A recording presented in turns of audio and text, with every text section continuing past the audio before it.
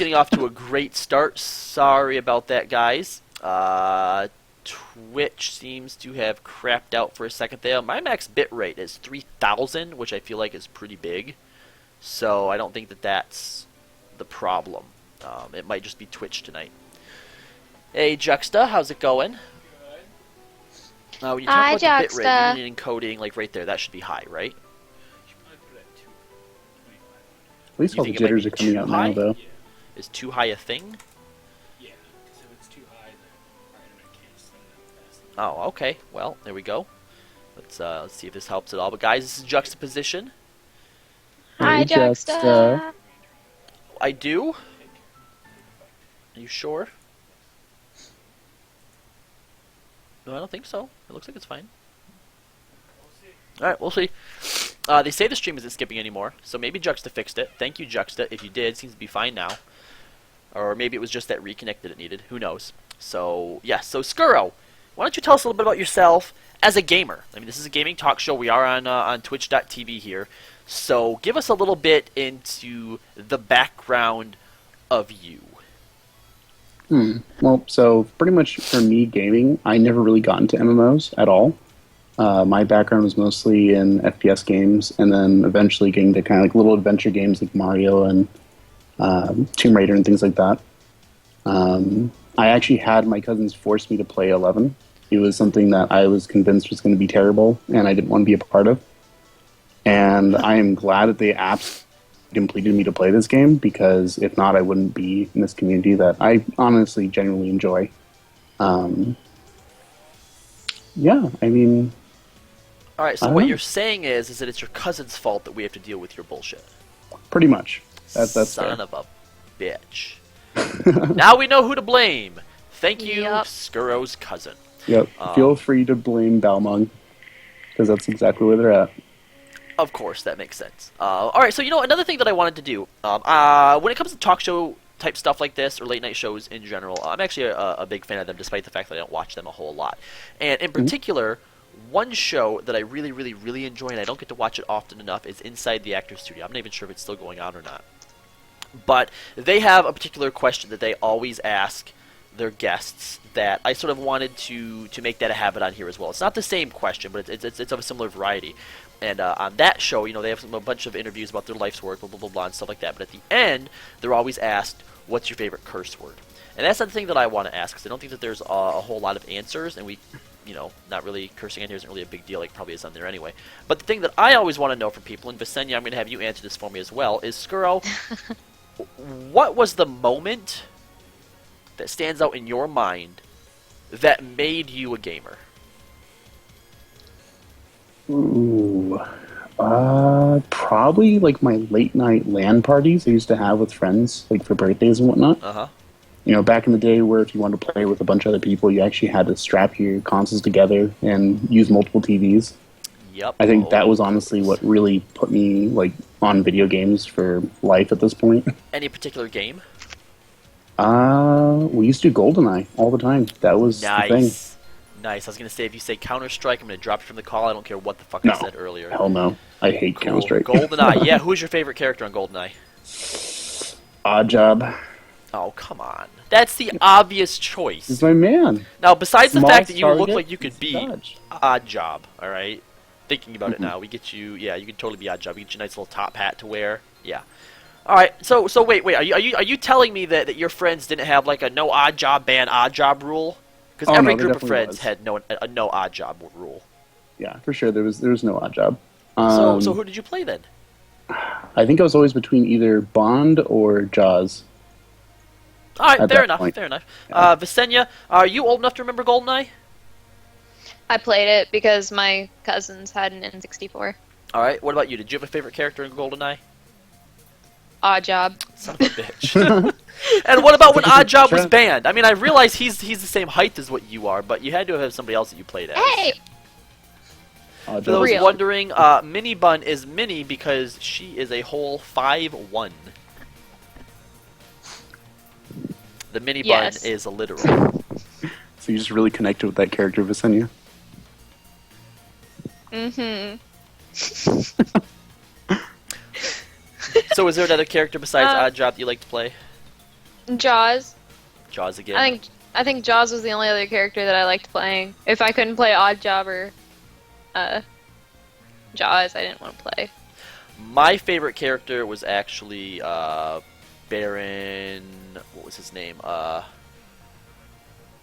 The tall guy with like the giant top hat, all circus looking. It was Baron something. I can't remember the second part of his name though. Shit. Yeah, I'm forgetting that one. You know who I'm talking about though, right? Yeah, for sure. Yeah. Yep. Damn it.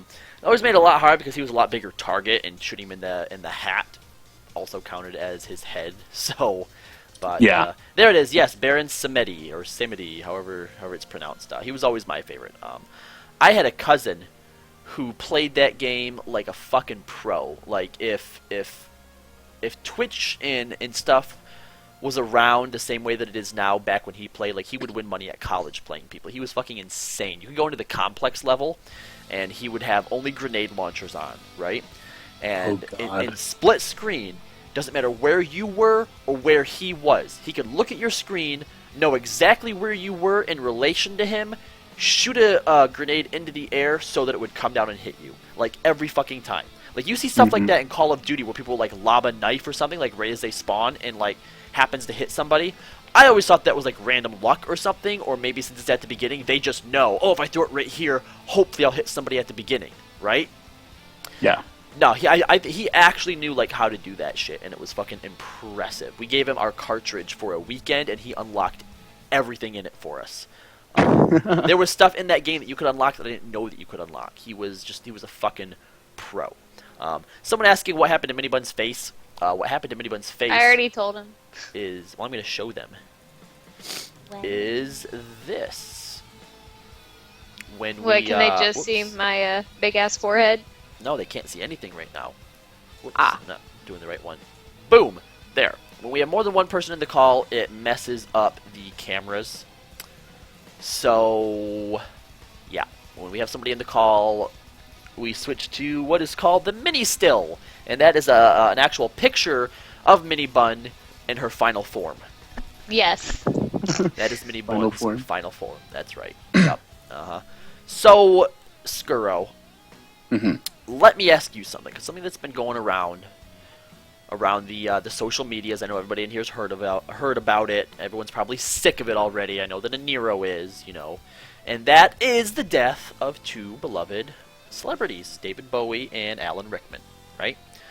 Now, obviously they were pretty awesome guys. They had a lot of stuff they contributed. I was never a big fan of Bowie, not because I didn't like his work or anything. I don't know, just never really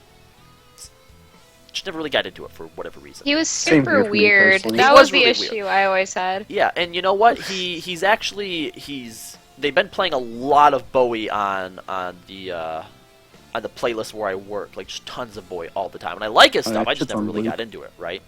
And then obviously Rickman, who has had tons and tons and tons of iconic roles and stuff. Skuro, did you feel any kind of feels when you heard either of the news from those two? No, Not really? honestly, not at all.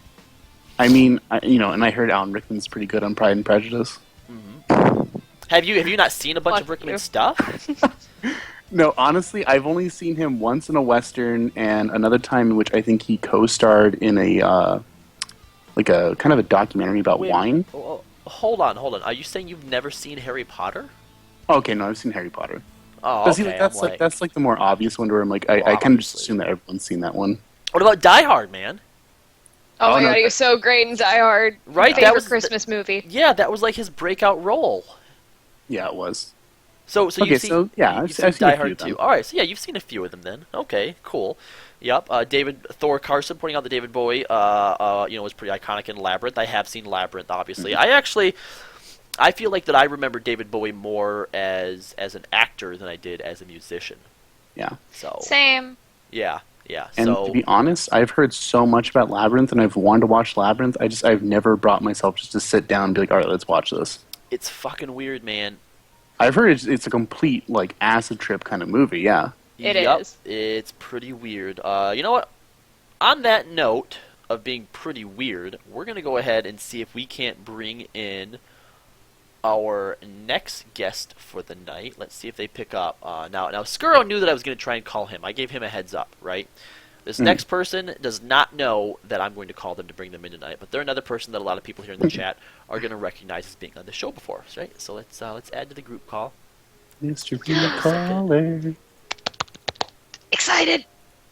I know, I'm actually really interested who this is. Wow, that was cute. Oh, I thought that they just came in with that too. I'm like, wow, that's an opener. Valkyria, Hi, Valkyria. Darling, I how you burped for doing tonight? you. I'm sorry? I said, how you doing I burped tonight? for you. Visenya, manners, please. Okay. How you doing, Hey. Mal? What again? Visenya, do you mind? Okay, are you good? Good. All right. She zipped her lip. She's locked it. She's thrown away the key. Valkyria, how you doing tonight? Doing pretty good. I'm kind of feeling rather full. Rather full. Yes. Did you just eat? I ate like a few hours ago, but I ate quite a bit. Are you familiar with the term "food baby"? Probably. Do Like, you- I feel like my stomach's fit to burst, but I've been basically just kind of like lying down. All right. Well. Do you mind being in the call with us tonight? Do you mind being on the show here for episode 1? Oh, not at all. Oh, good. In fact, I'm good. honored. Oh well, good. You were actually one of the Yay! first people that I started calling when I started doing this whole thing of bringing people into the call with me on the show. So, I thought that you would be a good addition for episode 1. Okay. So the first thing, Have a question. go ahead, Mini Bun, with the question. Why is it gross when I burp on stream, but a Nero gets to do it all the time? First of all, it is gross when a Nero burps on stream. Second of all, I have no control over Nero, and I feel like people expect it from him because he's just a giant slob of gross. Okay. That's fair. He is Pretty sure made his of response Cheeto would be dust. fuck off, so... Yep. Yeah. Yep. So Valkyria, in case this is anyone's first time on the stream, and I'm sure there'll be a lot of people that well, not a lot of people, but there will be people, or at least a person who probably watches this on YouTube or downloads it if I get into a podcast format. So for them, obviously you are, I would say, a prominent figure within our community here at Twitch and Limit Break Radio. So why don't you tell them a little bit about yourself as a gamer, Valkyria, if you don't mind. Oh, as far as my gaming background goes, I would say my earliest memory was watching my dad play through Super Mario on this pirated console he bought from a friend. Well, not bought, but like his friend gave it to him. And I remember my favorite game on that thing was Adventure Island, and I don't know why. But, Wow, Valkyria really taking us back. but as far as other gaming goes, like I've played Pokemon, I've played Call of Duty. Like I'm basically like the culmination of everything that other people hate. Like I'm that Call of Duty person. I'm that casual person who plays like other casual games. But as of right now, I have gotten into League of Legends and Final Fantasy XIV, which I started playing back during open beta. Wow, so you've been with Final Fantasy a while. We're going to try not to hold some of those things against you. Visenya failed to mention that she also plays League of Legends. I don't play it as much anymore, but I do play it. I've been playing more Dota 2 lately. Thanks to who? What? Excuse you? Thanks to who? No, not to you. No, I know, Valkyria. Thanks to Thanks. Valkyria. You think I want to take Yeah. credit for that? No. No, I No. wasn't saying what to you though. I was saying what to Skuro. Oh, don't I- listen to I anything have no Skuro idea says. what You you're can just talking about. ignore him. Oh, you have no idea what I'm talking about now? Okay. So, Valkyria, I guess you also answered, or with your answer, you also answered the question about at what point did you become a gamer. I'm going to assume that was another one of the big contributing factors for you. I think I would would say I became a gamer, quote unquote, when I started playing Mabinogi. But then after a while, my Oh computer, my god, yeah. that game. After I a while, hate my that computer game. conked out. You Like weirdos. I have a lot of fond memories about it until it became like such a fucking what do you call it? G4 ruined that game. Oh no, Clusterfuck?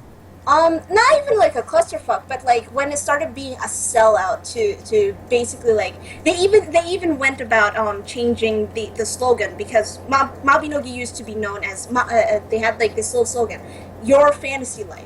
Now It it's was your supposed to anime be life. like, yeah. And now I've seen nothing from it but like people running around with Sword Art Online shit. There's Vocaloid minions or something like that, and You can have Hatsune Miku Harry now, but you have to pay $10 extra to get it. Fuck yourself. glamour. And glamour is the end game right there, and it's like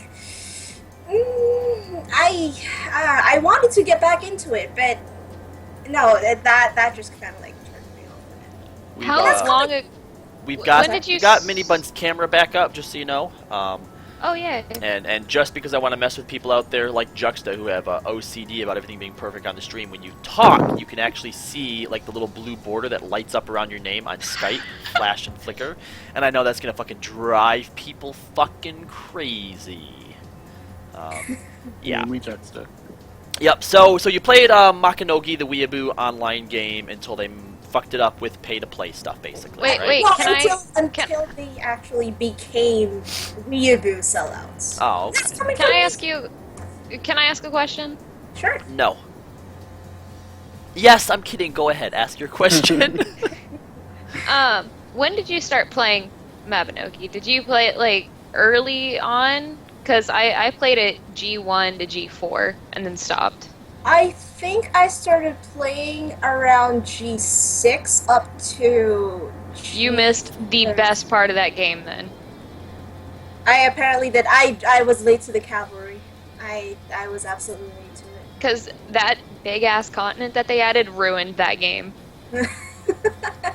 Well, Because you used to just have like Dunbarton and the M City, I don't remember what it was called, and the little city, and that made the game feel better community wise, and then everything started spreading out and people stopped hanging out anymore. Skuro, how's the Weeaboo vibe feeling right now? It's getting a little I'm high for feeling you? it's reaching some critical levels. It's, I'm we just don't want saying. we don't want to be put under Weeaboo suspicion. So we're This gonna. is not Weeaboo suspicion. You're This talking. is- You're this is talking the about. game. You're talking about an online game that I can't pronounce. Okay, it is Weeaboo suspicion. Okay, hashtag Okay, racism. fine. There. So just put a pin in this, and you guys can have your girl talk later. Fine. Minibun, I didn't get to ask you. At what point did you decide? You know what? I'm a gamer. I don't know. Probably whenever I started getting really into Final Fantasy, I think 8 Uh-huh. or 9. One I of the thought- ones on the PS. What was Which the one fir- was on the PS2? The 'Cause I don't P- remember that which was, one I That was played. 10. I thought you haven't played 10? past Wait, 8. wasn't that 9? I know 10 wait. was on it. I think I played 10 too. Whichever one was the dress up game. That was 10 Oh, too. that's 10 too. Yeah, Now, you told me you haven't played past 8 because I told you need to play 9. because I don't remember anything I did in 10-2. Oh, okay. Well, fair I enough. don't remember a single thing except that I did every single thing I possibly could to make my characters look prettier, and I stayed up. I would sneak into the living room while my parents were sleeping and play that game because I wanted another costume.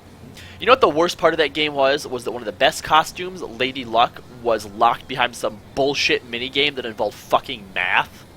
Fuck that. Fuck math. Like everyone I hated that actually game just was altogether. so good at math because of that No. game. Because Oh, I got that okay. Lady Luck. Fair outfit. enough. I eventually got it too after many resets and rage quitting. But like a lot of people hate that game just because of what it is. But I thought that was a great game. I loved that game, except for that fucking math minigame. Fuck you, Square Enix, and you're fucking trying to educate us bullshit. For me, A lot of people have heard this story because A, they've heard it on Limit Break Radio, they've heard it on Final Encounter Cast. This is a whole new show, so fuck you guys. I'm going to talk about it again. What's Final Fantasy VII? Final Fantasy VII is what turned me into a gamer. I mean, I had a PlayStation before that, and obviously I'd played like a bunch of Sega stuff, and I'd played a bunch of Mario stuff. And maybe it could even go back before that to when me and my sisters used to lock ourselves in the room and play Mario from like sun up to sundown. There was actually one day where there was no lock on the door, but like one day my stepmom just came to like come into the room and like the door wouldn't open. And she's yelling at us. She's like, you open this door, unblock whatever's back there. We're like, no, seriously, there's nothing there. We are not doing this. The door was just jammed for some reason. And we were stuck in there until one of us, like, peeled back the paneling on the wall and went into the other room through the closet. And eventually stepmom, like fucking just busted the door down with her shoulder and, like, broke the frame out and stuff. And we're like, see, look, there's nothing there. The fucking door is just fucking weird and shit. But yeah, like just from sun up till sundown, that's all we used to play was like Mario and Sega. Stepmom sat down with us to play one day. We're like, you know, we'll have you, you know, you come in and play with us. You know, the way that we do it is when we run out of lives on Sonic, then you can play. And next thing you know, after like 15 minutes, we're up to like 70 lives on Sonic, and she's like, this is bullshit, and leaves. But for me, I think when I actually realized myself when I was a gamer and an RPG gamer. At that was with Final Fantasy VII. I played a demo of it at a friend's at my friend's house. David, I can't remember his last name, but anyway, played at his house, just a demo of it, and then someone had the real game and came over for a sleepover for like my 12th or 13th birthday party or something like that, and they brought that over, and I just played it all night and ignored all my friends who were just like watching movies and shit like that, and fell in love with the storytelling, and so yeah, for me it was Final Fantasy VII. That's what made me a gamer. So now, since I have all you guys here, I wanted to bring up that topic again. David Bowie and Alan Rickman. Visenya, Valkyria, were either of you two particularly touched by their deaths? I was devastated when I heard about Alan Rickman because Harry Potter was a very, very, very big part of my childhood. Okay, it's not anymore? No, it still is. Like, for instance, for my birthday, my friends took me to the Harry Potter exhibition when they had it here. I think it was like 2 years ago, and what it basically was it was an exhibition where they had the actual props that they had, the actual costumes they had, and we got to walk around and kind of like experience that, and that to me was like one of the best days fucking ever because I got to nerd out about Harry Potter and I would tell them all this stuff about it. And when we got to the part with the Yule Ball, I kind of like looked at Hermione's dress, and don't get me wrong, Hermione looked amazing in that, but fucking outfit needed to be blue.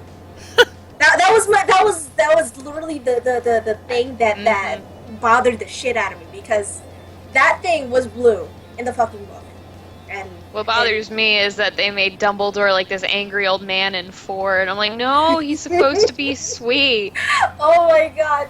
No, Harry, did you put your name into the goblet of fire? That was the line that got to me. That was the line. I was like, I always imagined that scene where he would look at him, and it would basically him just kind of like telling him this in like a calm voice, and like the calm before the storm and stuff. Mm-hmm. I always figured that was how that would play out, but no, he had to fucking grab him and like shout at him. It was like, yeah, that played out differently. I actually remember seeing something online at one point where someone had actually highlighted that passage from a book where it says, like, Dumbledore whispers to Harry, or says calmly, "Did you put your name into the goblet of fire?" And then it showed from the movie. He's like, "Ah, Kraken!" Okay, but actually, and what about you, Visenya? David Bowie or Alan Rickman? Were you particularly devastated? I was sad to hear that Alan Rickman. Well, yeah, obviously. I mean, obviously, a little bit of sadness is going to come because Yeah, I think when anyone who's dear to us in some way or another dies, it's obviously sad. I was pretty sad because Harry Potter, kind of like Valkyrie, it was a big part of my life because that was how me and my mom got through a lot of the difficult times in my parents' divorce. Was we would watch Harry Potter together. We watched those movies. I mean, it's like clockwork. Every year we have to watch the entire all 8 movies. Okay, and every single year. what about Robin Williams? I'm sure all 3 of you. Oh, I cried when Robin Williams died because he was far and away one of my heroes. And it was sort of like my brother when Steve Irwin died. My brother was crying when Steve Irwin died, and I cried whenever Robin Williams died. Why do you guys think that is? You guys have never talked to them before, right? It's not like it's not like there's something now missing from your life, because the reason that you feel attached to these people, the reason that we feel attached to all famous people, is because of the stuff that they've created and the stuff that because of those creations we've witnessed and it's made us feel, right? So, let's take, for example, Robin Williams, since I think everyone has seen enough of his stuff that we all, can relate to that in some way. So, Robin Williams is gone, right? Nothing is now gone from your life. You never talked to him on the phone, right? You didn't meet him at the coffee shop once a week and, have a chat to where now you can't look forward to that anymore. All the things that he gave to us are still here, right? You can go back, you can watch Mrs. Doubtfire. You can go back and you can watch the Harry Potter films. You can boot up the MP3 player. You can listen to all of David Bowie's stuff, and those things, in fact, now are probably going to have greater significance on you. So, why do you think that is? Why do you think we feel such a great loss when a performer, an entertainer like that dies? All they've done is give to us. So, when they're finally gone, when they finally leave, we're not really losing anything, are we? Because in most cases, too, they've been around for a long, long time. I mean, sure, I'm sure Alan Rickman might have had a few more performances in him, or even it was rumored that David Bowie was going to have a cameo in Guardians of the Galaxy 2, right? But they have definitely given a lot more to us than they've taken away from us. So, why do you think that is? That we feel that way? For me with Robin Williams, because that's the only actor I've ever had where I've legitimately cried. And kind of a sad story. The reason I felt so strongly about that was because of the way he died, the fact that he committed suicide, and the fact that my friend who had done the same in high school was a huge fan of him, and her biggest dream was to meet him, and it was my biggest dream too. It was this dream we shared, and it just got taken away from me in the same way my best friend got taken away from me. So it was just one of those moments that I was hit with everything. Right. That makes a lot of sense too. Obviously, when things like this happen, it's not necessarily just the fact that they're gone. There can obviously be a lot of extenuating circumstances that go into that could evoke certain emotions or elicit certain responses from us. Obviously, Robin Williams, a huge gamer himself. Legend of Zelda. Legend of Zelda was his shit. He named his daughter after the game after the title character of the game, obviously. And they even did it was a commercial for the Nintendo DS or something like that for Nintendo. Yeah. Oh, that was awesome. Which was really, really, really, really cute. Yeah. I don't know, Skuro, what do you think? I mean, so for me, it's more of just seeing that potential is gone now. He's never going to be able to make another movie. He's not going to be a voice actor for a lot of actors when they get too old to act anymore. They go the voice actor route. So it's just to know that that's never going to be there again. Granted, everything we have is what we have now. Knowing that that's never going to be a light that he's going to be able to contribute to the world again. It's really sad to me. True, but at some point, that's going to happen anyway. I mean, that's true. Let's say, for example, tomorrow we find out that Sean Connery's passed away, right? I think that's probably going to hit a lot of people pretty hard, right? Yeah, it probably would. Do you think they're going to say the same thing about him, even though he hasn't made a movie since League of Extraordinary Gentlemen in the early 2000s? I mean, at this point, he's pretty much retired. He's not coming back because they tried. Okay, Steven Spielberg really fucking tried to get him back for the last Indiana Jones, right? Maybe he knew something that we didn't know that was going to suck so bad. But the point is, they really tried. But Sean Connery's pretty much done, right? We're not going to I- see his talent anymore in movies. I think a big part of So- it is just the memories you attach to those actors, because it depends where they were in certain times in your life and what their movies made you feel or their TV shows made you feel. It's also like really just what they Yeah. stood for. I mean, when you think about Sean Connery, you're thinking like, of course, James Bond. You're thinking, his latest movie, League of Extraordinary Gentlemen. I mean, he's more action role, and a lot of those actors, yes, they definitely do matter, and they become like icons of that past. But Robin Williams, he really stood for something completely different than those other actors. I mean, what he brought through comedy and his I mean, even like the genie itself, like just what that stood for entirely for a lot of childhoods out there. I mean, it was a really big deal. And if you ever watched Patch Adams, I mean, that shit hits you in the feels really hard. So it's a lot of those roles that to have Bless someone you. that escaped depression during that time. I mean, it just seems really sad, given that he is this kind of. If you imagine anyone to be like, hey, stick in there, don't give up, it would have been him telling you that. It honestly is what I would imagine. Yep, and I think that there is kind of the thing that makes us feel the way we do when we hear that certain celebrities that have affected us, have passed. It's actually not about the loss of the celebrity themselves. There's actually a tweet that is the reason that I wanted to bring this up tonight. Is the reason I wanted to talk about it. And of course now I didn't save it or anything, so I can't find where it was. It had popped up on Facebook somewhere, and I'm an idiot for not saving it. I even forgot who even said the tweet, who it was from. But basically, it kind of says the same thing that you just said, Skuro. It talks about how when a celebrity passes, it's not them that we miss or that makes us sad. What makes us sad is we realize what their work has taught us about ourselves. Bisenia, you mentioned that the way Robin Williams passed affected you because you had a friend who had went through something similar that he did. So it's those kinds of things that when they go, those what they bring out of us, right? The actual death or passing of the celebrities themselves, I think, is something that shouldn't necessarily be mourned, but should be celebrated, because of all the stuff that they've given to the world. That's still there, right?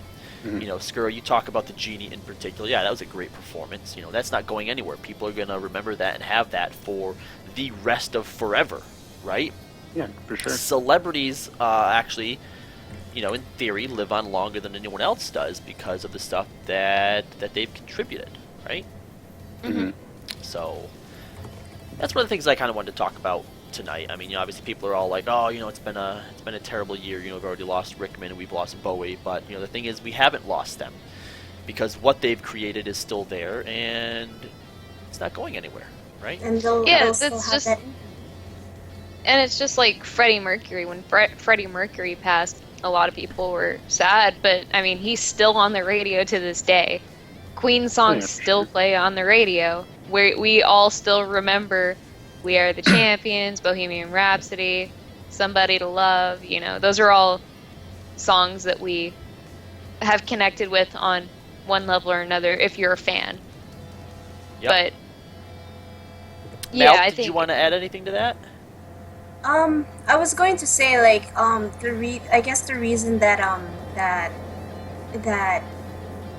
I agree with you with how we feel like we should celebrate this is they may be gone, but they still have that impact. Like they can still impact other people. Like there will be kids out there who will watch Aladdin for the first time, and they will look at Genie and think how funny he is, how